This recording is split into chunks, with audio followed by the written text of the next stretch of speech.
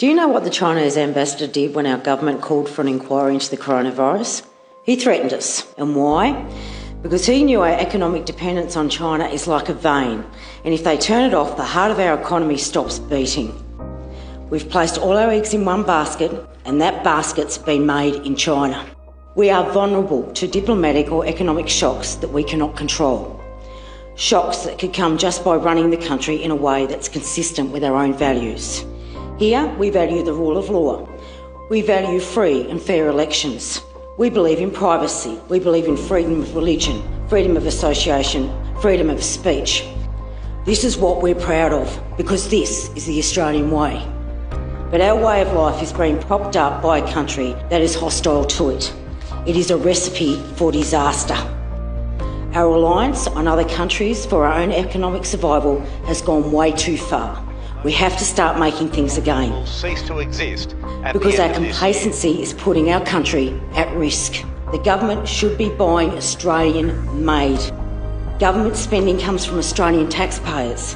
That money is coming from the people who live here and work here. We have to restructure our education system. There's nothing wrong with international students coming here. The concern is that this river of gold has left universities too keen to look to the other way and support the interests of their customers instead of the interests of their own customers in their own country. And while universities become more and more dependent on Chinese money, they're inviting the influence of the CCP's surveillance state into domestic campuses. Australian universities are actively collaborating with Chinese firms that have been implicated in a wide range of human rights abuses in China.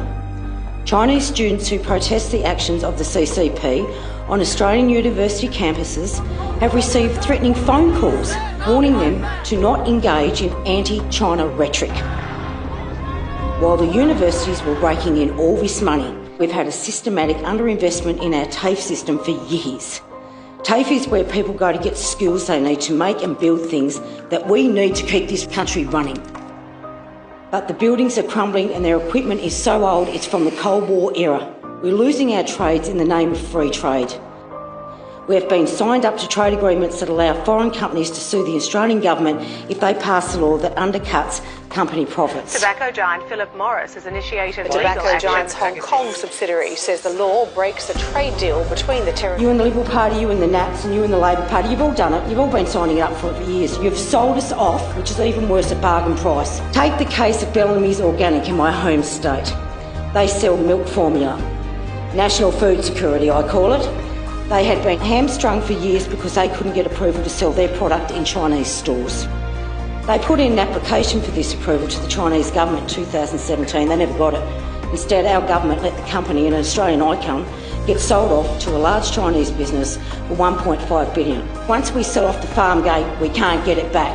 It's gone forever. We have to take back the will, take back our economic sovereignty. Australia needs to start making things right again.